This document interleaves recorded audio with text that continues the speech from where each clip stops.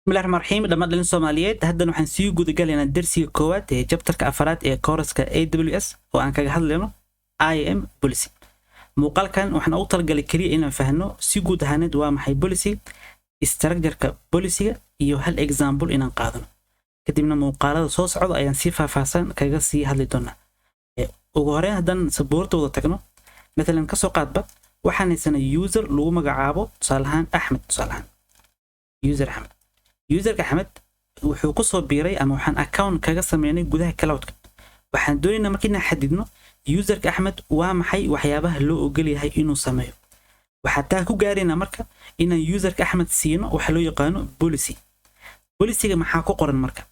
policy-ga waxay cadeynaysaa instructions waxa مثلا loo ogol yahay Axmed iyo waxaan loo ogoleyn ay cadeynaysaa. taa waxaan leenahay waa policy. policy-ga markaan Axmed ku dhajino ama markaan Axmed aan ku associate gareyno account-kiisa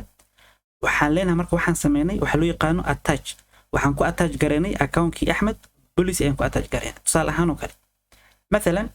haddii ka soo qaadba userka Axmed aan doonayno in uu ogolaano in uu sameeyo wax kasta oo la xiriiro EC2 مثلا tusaale ahaan markuu account-kiisa soo galo wuxuu abuuri karaa EC2 wuxuu tiri karaa EC2 wuxuu مثلا demi karaa EC2 instance inuu abuuran wuxuu restart ku sameyn karaa wax kasto EC2 ku saabsan haddii uu sameyn karo userka Axmed waxaan siinaynaa permission. مثلا tusaale ahaan oo kale haddaan qoro aan wada arki doonaa exactly wuxuu yahay waxaan sii doonaa tusaale ahaan waxa loo yaqaano EC2 full access مثلا EC2 full access. markaan permission kan siino kadib ayuu Axmed fuli karaa marka wixii loogu talagalay. inta aan sharaxay waxaan rajaynayaa inaad components-ka isla fahanay. kan waa userki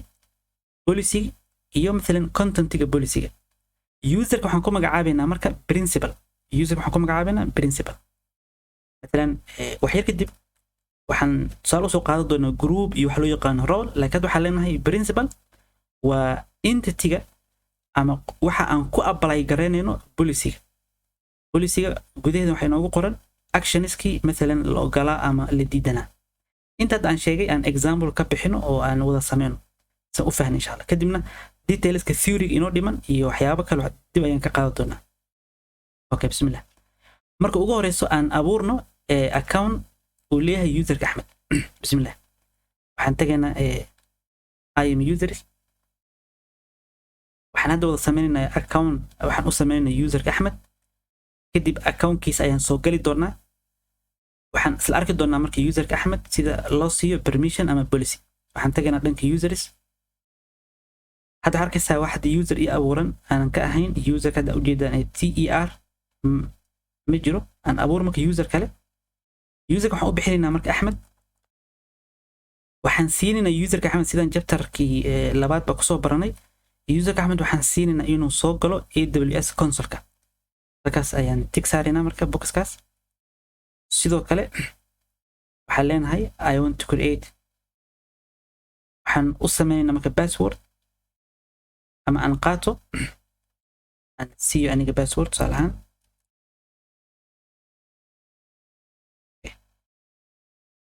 user must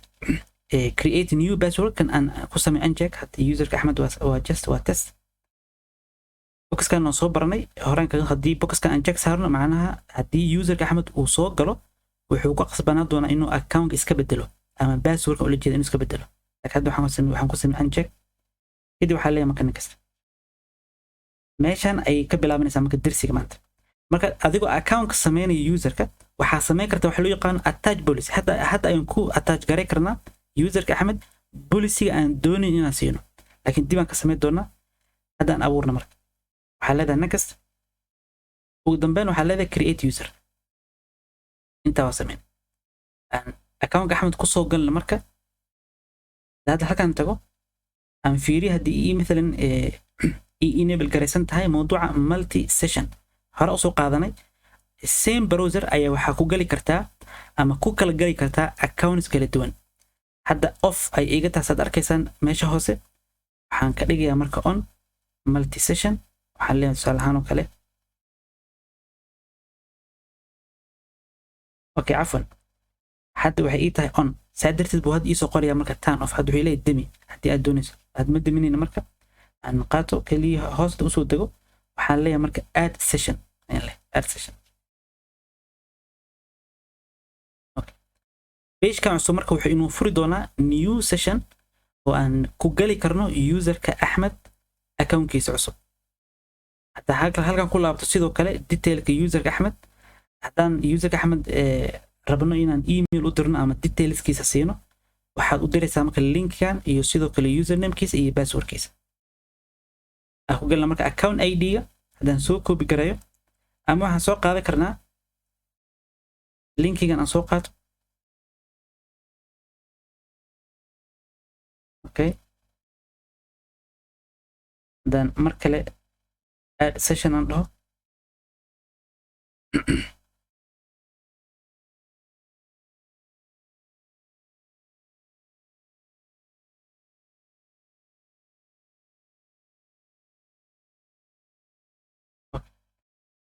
meesha ah account ID waxaan ka soo copy garay karnaa halkan. meesha kor waxaa arkaysaa meesha rootka, halkan waxaa kugu qoran account ID. haddaan ka soo copy garayo, kadib userka usernamekiisa waa Axmed,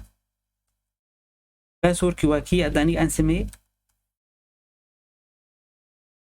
kadib waxaan leeyahay marka sign in.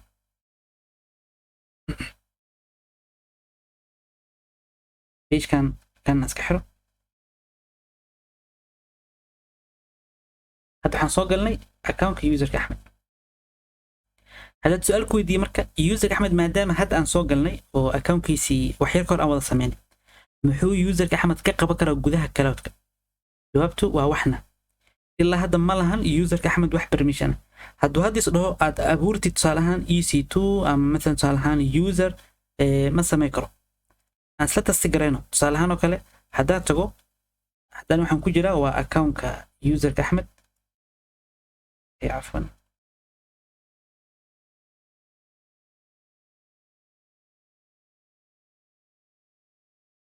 هذا tusaale ahaan oo kale EC2 مثلا hadduu isku dayo userka Axmed inuu abuuro EC2 cusub tusaale ahaan, ama haddii uu isku dayo tusaale ahaan inuu sameeyo IM, inuu tago tusaale ahaan oo kale IM-ka oo kadib sameeyo user cusub, taana ma samayn karo. halkan waa userka Axmed, sign in.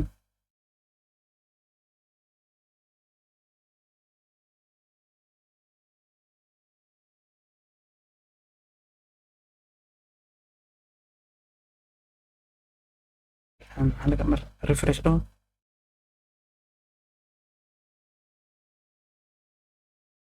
اوكي اللي خدك ايجير علوس halkan ka sii bilowna marka waxaa leenahay halkan sidatan hadda waxaan ku jirnaa hadda kor fiirisaa userka Axmed ayaan ku jirnaa. hadda kili ku sii marka EC2ga userka Axmed waxyar kor marka EC2 kili ku sii wuxuu ii furay new page. hadda laakiin waxaa leenahay inuu same session ku furmo. waxaan fiirinaa userka Axmed inuu abuuri karo wax مثلا instance ah. haddaan tagno instance tusaale ahaan,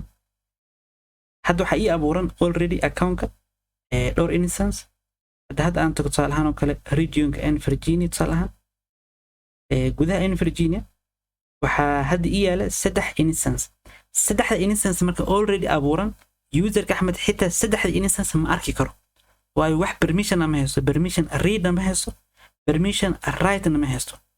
saa darteed hadda waxaan joogaa data centerka 3 machine igu diyaarsanaya, ma arki karo marka, mana abuuri karo. hadduusan ba arki karin waxaa kasii مثلا daran inuu abuuri karo. aan isla fiirina marka sidee aan u siinayna userka Axmed permission ama policy. waa example-ka koowaad. okay, kan continuous ka dhaho, waxaa imaanaysaa marka hore meeshay ku qoran tahay policy. marka policy imaato, muuqaalka soo socda ayaan ku baran doonaa noocyada kala duwan ee policy-ga, nooca managerka iyo nooca customer-ka customer managerka. laakiin hadda keli waxaan rabaa inaan laabka ugu horeeya aan wada sameyno oo fikrad guud ka qaadano policy. marka hore waxaan leenahay create policy meeshan kore, create policy. ama waxaa samayn kartaa policy horay u diyaarsaneed inaad ku attach garayso userka. labada mid ayaa samayn kartaa. مثلا tusaale ahaan hadda waxaan imid meesha policy-ga, waxaan abuurayaa policy cusub oo aniga aan ka bilaabayo policy-gaas from zero. waa policy hor leh oo hadda mar aan ku abuurayo gudaha accountka. ama waxaa samayn kartaa horey waxaa loo sii diyaariyey oo company AWS uu sii diyaariyey policies oo built in ku ah nidaamka kuwaasoo diyaarsan aad adeegsan karto kuwan waxaa loo yaqaanaa AWS management hadda intaan bilaabi lahayn mid cusub aan abuuri lahayn aan isticmaalno mid horey loo abuuray tusaalahaan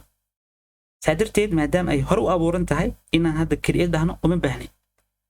keliyadan search ku sameeyo policy u baahannahay kasoo qaad waxaan u baahannahay EC2 مثلا EC2 full access هذا meesha waxaa kaaga soo baxay Amazon EC2 full access hadda aan userka Axmed siino policygan wuxuu lahaanayaa marka full access to wax kasoo la xiriiro EC2 sidee u siinayna marka haddaad akili ku siiso policyga aad doonayso inaad wax ku attach garayso ama userka siiso waa midkan waa policyga waxaan tagaynaa meesha ku qoran tahay entity attached waa principal ama qofkii aan ku dhigi lahayn policyga halkan akili ku siiyo waxaad arkaysaa hadda policyga nidaamka ay ku jirta oo AWS ayaa sii diyaarisay inaga maan abuurin laakiin wax user ah oo policygaani ku attach garaysan ma jiraan haddaad doonayso marka inaad user mucayan ku attach garayso waxaad samayn kartaa sidatan waxaad leedahay attach kadib waxaad raadinaysaa marka userka aad doonaysay userka Axmed kadib waxaad leedahay marka attach okay hadda sida maxaan samayn engineer userka Axmed waxaan ku attach garaynay policy oo built in ku ah nidaamka oo oranaysa in userka Axmed la siiyo Amazon EC2 full access wasla arki doona gudaha policyga marka galno maxaa ku qoran instructionka sidee u qoran yihiin taana waan isla arki doona insha Allah hadda ku soo laabato userka Axmed profilekiisa waxa arki doona marka sidoo kale hadda waxaan soo galay userka Axmed profilekiisa hadda fiiris marka meesha ay ku qoran tahay permissions waxa arkaysaa userka Axmed inuu hadda uu leeyahay permission ah Amazon EC2 full access kan waa policy ku attach garaysan hadda userka Axmed yaa policygaani sameeyay ma inaga dhahni create iyo si hor leh u abuurna policyga mise nidaamka ay ku abuurnay hadda arkaysaa waa AWS manage userkan inaga si directly ah ugu attach gareen waxaa jira wax kale loo yaqaan inline oo مثلا directly ka duwan taana waa arki doona insha Allah hadda laakiin kaliya waxaan doonaynaa example oo inaan fahno user iyo policy iyo permission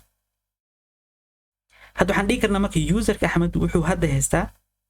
full access asla fiirina marka aan testi garayno hadda refresh ku sameeyo accountka Axmed page aan kaga jirnay hadda wuxuu Axmed automatically yeelanayaa marka full access isla marka waxa uu soo bixi doona marka instance-yadii wax yar kor ay noo soo bixin ay had u soo bixi doona saddexda instance meesha ay ugu jiraan tusaalahaan oo kale instance-ga web server 2 hadda userka Axmed kor ila fiir halka Axmed ayaan ku jira accountkiisa wuu demi karaa hadda halkan kilo ku siiyo userka Axmed oo dhaho instance stop haduu dhaho cid u diidaysa malahan sababta ah inaga waxaan siinay userka Axmed wax kastoo ku saabsan EC2 inuu sameeyo karo su'aal hadda ku weydiin marka مثلا userka Axmed hadda ma sameey karaa inuu abuuro user cusub inuu nidaamka ku abuuro ma sameey karaa waxaan rajaynayaa jawaabta garatay jawaabtu waa maya sababtu waxay tahay userka Axmed waxaan inaga siinay permission ah inuu abuuri karo EC2 ma siinin inuu abuuri karo user hadduu isku dayo marka inuu user abuuro tusaalahaan hadda kor tagno adahno IM halka laga abuuro user haddii uu userka Axmed uu tago inta waxaan arki doonaa inuusan ba akhri karin userada ku abuuran gudaha accountka company ma akhri karo waxaanu hadda aragtid oo مثلا access denied ah xitaa waxaa loo diiday informationka ka soo baxayso dashboard inuu akhriyo hadduu tago مثلا users hadduu tago wax u soo baxay ma jiraan man abuuri karo bottomka create oo arkaysaa laakiin hadduu isku dayo inuu abuuro tusaalahaan oo kale waxaad arkaysaa access denied مثلا hadduu isku dayo inuu user si abuuro tusaalahaan user wuxuu abuuraa cali ka soo qaadba default aan ku qaadano hadhow next مثلا kadib hadhow next waxa arki doontaa marka ugu dambeyn inuusan abuuri karin hadda kor waxaad arkaysaa user was not created wax kasta marka aad gudaha cloud ka sameynaysid waxay ku xiran tahay permissionka lagu siiyay ay ku xiran tahay saadirtid waxa fiican marka userada siinayso permission inaad siisid ama aad ku socotid nidaamka loo yaqaano least privilege access userka inaad siiso waxa uu u baahan yahay waxa ugu yar مثلا tusaalahaan user wuxuu u baahan yahay in database معينة أما شيء معينة وكسميه read only وحاسينيسا كليا read only ما سينيسا user كاس read إيه write معناه حاسينيسا waxa ugu yar oo markaas userka u baahan yahay ayaa siinaysa permissionka userka loogu talagalay mid ka balaaran inaadan siinin markaas isku day مثلا waxaan ku arki doonaa muuqaalada soo socda hadda muuqaalkan kaliya waa introduction iyo fikrad guud inaan ka siiyo policy-ga iyo component-ga si isugu xiran yihiin xitaa waxaan sii kala dhigi karnaa EC2 مثلا tusaalahan waxaan dhigi karnaa userka Axmed بدل ما aan siinin wax kasta oo ku saabsan EC2 inuu sameyn karo waxaan dhigi karnaa userka Axmed kaliya wuxuu inoo sameynayaa inuu ina caawiyo oo instance-yada daaran ayaan leenahay dami instance-yada dansanna waxaan leenahay daar bas asaga wax buu dami karaa wax buu daari karaa laakiin instance cusub ma abuuri karo taan waa sameyn karnaa ama waxaad dhigi kartaa userka Axmed kaliya waxaan siinayaa permission ah instance-gan tusaalahan web server-ka kaliya wixii ku saabsan inuu sameeyo inuusan مثلا mashiinka kore iyo mashiinka hoose inuusan shaqo ku lahayn Axmed mashiinada kale uu arki karaa macnaha ugu soo baxayaan laakiin wax kama qaban karo ma dami karo ma daari karo wax kama bedeli karo shaqadiisa waxay tahay marka userka Axmed mashiinkan kaliya inuu ka shaqeeyo ana meesha waxa kaaga soo baxaysa marka permissionka si deeply ah ay u sii kala dhigi karnaa oo ah userka in specific task loo ogolaado بدل ما أسينيسيد general task سيدا تصالح إنا دهدو كالي وفسح full access to EC2 سيدا أنسامين هذا نقصه لابد ماك user كأحمد لنكيسة وحن سماي كرنا حد وحن كو أتاج قرينا user كأحمد بوليسي نظام كو أبورنت أو AWS نود ديارسة حد مد عصب إنك أنسامين سنو أو لمد وحي هذا أنسامين مركو روح أنسامين نسيرتن waxaa tagaysa userka Axmed profile-kiisa waxaan joogaa users kadibna waxaan tagay Axmed waxaan ka remove gareynaynaa marka policy hadda ku dhigan waxa ku dhigan userka Axmed profile-kiisa Amazon EC2 full access haddaan select gareeyo waxaan leeyahay remove policy-gaani ka qaad Axmed hadda Axmed muxuu ku soo laabtay waa without policy haddaan refresh dhaho page-kan ma arki karo xitaa mashiinadii hadda way qarsoomayaan waxa u soo baxaysa access denied sababtoo ah permission-ki waa laga qaaday asla aragno xir kadib okay hadda arkaysa you are not authorized to perform this operation aan siina marka policy cusub aan siino waxa tagayna halka ku qoran tahay policies kadib waxa leenahay marka create policy inaga abuurayno policy hadda hor leh cusub oo aan nidaamka inaga ku soo kordhinayno marka leen nidaamka ku soo kordhinayna policy-ga abuuraysid waxay ka soo muuqanaysaa kaliya adiga account-kaaga مثلا aniga policy hadda inta ku abuuro adiga account-kaaga kama arkaysid account-kaaga waxa ka arkaysaa policy-ga shirkadda iska leedahay ama shirkadda ay maamusho sidoo kale waxa ogaataa policy-gan ay shirkadda maamusho ee AWS manager-ka ee diyaarsan inaga ma tiri karno waxna kama bedeli karno okay hadda dhahan marka create new policy tusaalahan hadda policy-ga qaabka uu abuuri doono waxba isku wareerinin just kan waxaan ula jeedaa example darsi ahaan ay u soo qaadan doona insha Allah sida loo abuuro waxaan haysanaa laba method inaan visual ahaan ama JSON ahaan u abuurno dibaan ka hadli doona hadda aan abuurno marka policy cusub waxaan leedahay policy-ga ani aan sameyn doono aan sii doono ama ugu talagalay inaan siiyo userka Axmed waxay ka hadlaysaa مثلا wax allaal wixii ku saabsan userada مثلا tusaalahan saadirta waxaan dooranayaa service waxaan dooranayaa IAM hadda hadafkaygu wuxuu yahay inaan userka Axmed siiyo full access to service loo yaqaano IAM oo ku saabsan userada wuxuu abuuri karaa user wuxuu tiri karaa user wuxuu wax ka bedeli karaa user meesha ku abuurnaa waxaan siinaa full access for IAM saata u sameeyna marka waxaan dooranayaa meesha serviceska waxaan dooranayaa service-ka u baahanahay inaan userka Axmed siiyo waa IAM salaam EC2 waa dooran karnaa S3 aan dooran karnaa database iyo wixii ku saabsan serviceska AWS hadda aan doorto marka IAM doorno waxa leena sidoo kale injineerada aan siino wax kastoo ku saabsan IAM-ka خلاص wax kastoo ku saabsan IAM-ka aan siino kadib waxa iimaanaysa halkan waxa leedahay all wax kasto all anoo maxay userka Axmed wax kasto oo ku saabsan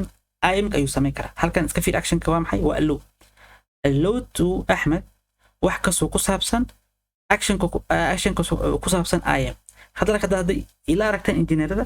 meel hadda aan ku sheegay axmed ma jiro sax hadda policy aan abuurayna laakiin hadda muu jeedaan userka axmed meel ku xusanta jawaabtu waa maya saa darteed hadda waxaan abuuraynaa policyga nidaamka gashanayna kadib userka axmed iyo policygii diyaarsan ayaan isku xiraynaa marka waa sidaas okay hadda waxaan samaynaa marka sidatan waxaa leeyahay next hadda waxay oranayaan marka cafwan aan actionka fiirino waxaa naga maqan kan baan check ka qaaday aan dhaho select all kadib waxaa leenahay marka next okay waxa iga maqan aan iska fiiriyo marka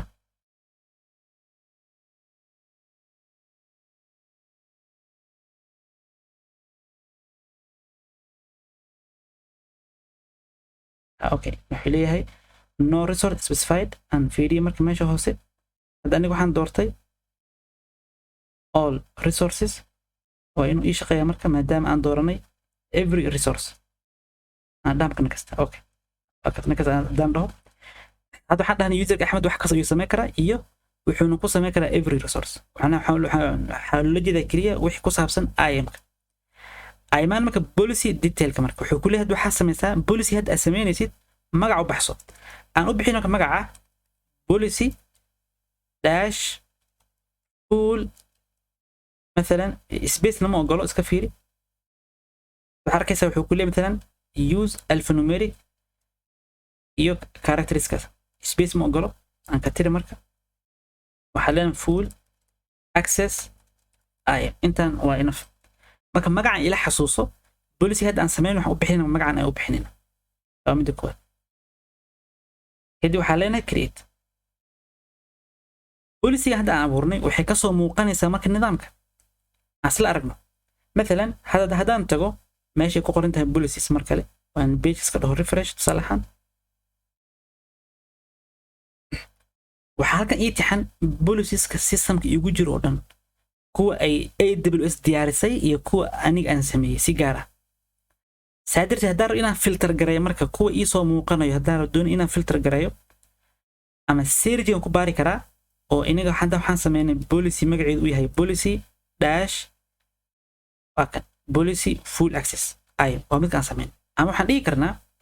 waxa ii soo bandhigtaa kaliya wax kasta oo customer-ka oo aniga ah aan manage gareynayo oo aan sameeyay waa policy-ga aniga customer ahaan aan sameystay hadda halkan kali ku siiyo wuxuu ii soo saaray marka policies-ka aan hore anigu u sameeyay mid aan sameynay policy mid aan sameyn waxa ahayd policy dash full access ay labada siyaabood waa ku soo saari kartaa hadda kali ku siisa marka policy aan sameynay kali ku siino hadda la fiirino content-iga policy-ga salahan ka JSON ahaan waan arki doonaa insha Allah detailka code-ka qaabka uu qoran yahay hadda kali waxaan ka rabaa si guud ahaaneed in uu fahanto waa sidatan waxaan ogolaanaynaa wax kasta oo ku saabsan IAM يعني wax kasta hoos imaado resource kasta oo مثلا IAM ka iyo action kasta ku saabsan IAM sida read write delete list arimahaas oo dhan yaa loo ogolaana marka ma Axmed baa loo ogolaanaya ma Aamina loo ogolaaday ma Cali baa loo ogolaaday halkan kama caddo jasad waxaan haysanaa policy saadirta waxaa tagaysaa meesha ku qoran tahay entity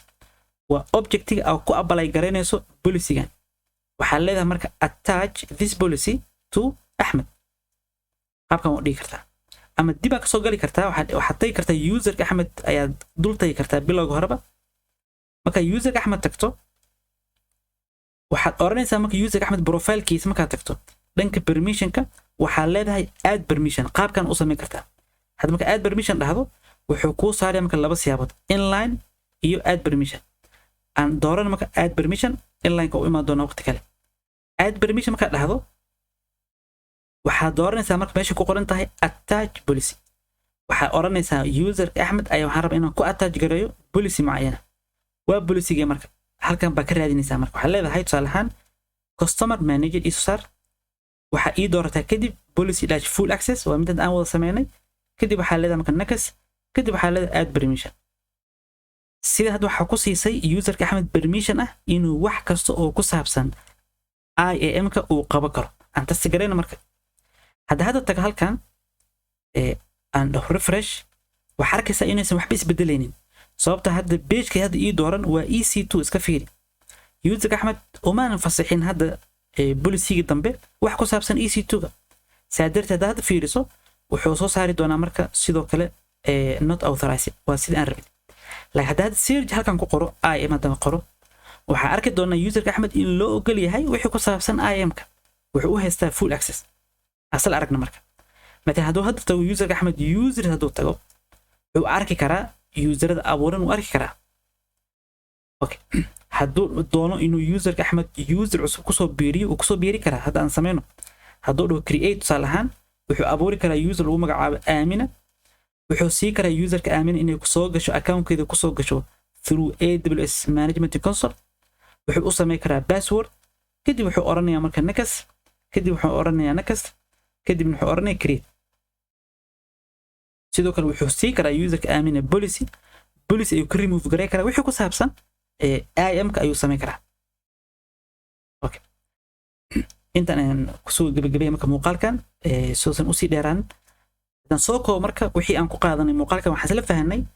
in policy ay tahay waxa inoo ogolaanayo ama waxa cadeynayo actionka noo ogol yahay inaan ka sameeyno gudaha cloud-ka waxaan isla fahanay hadda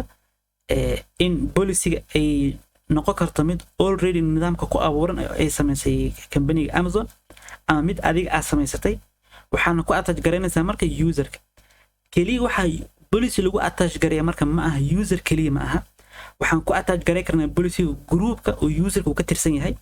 waxa ku attach gareey kartaa policyga waxa loo yaqaan role oo aan ku qaadan doono muuqaalada soo socda insha Allah waxaan rajeynayaa muuqaalka inaan ka faa'iideen waxaan ka rabaa kaliya wax kasto aan sameeyo hadda muuqaalkan adiga inaad practice ka sameyso ku celiso oo aad screenshotna ila soo wadaagto insha Allah